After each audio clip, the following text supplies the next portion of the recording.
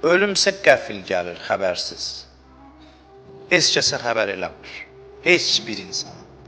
Gözlə qaş arasında da düz deyiblər. Yəni, heç bir burada oturan insan bilmir ki, bir dəqiqə sonra var ya, 30 saniyə sonra var yoxdur. Gəl, lap nə qədər bilmir. Qəfil gəlir.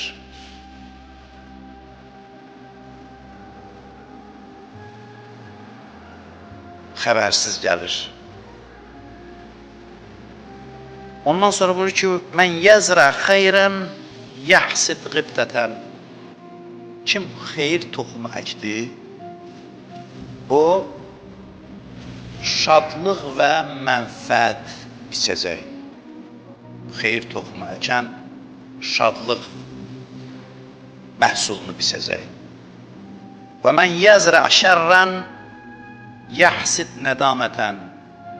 Kim pislik toxumu əksə, səpsə, peşmançılıq məhsulunu biçəcək. Likulli zari'in mə zərə. Deyir, kim nə əkdi onu biçəcək.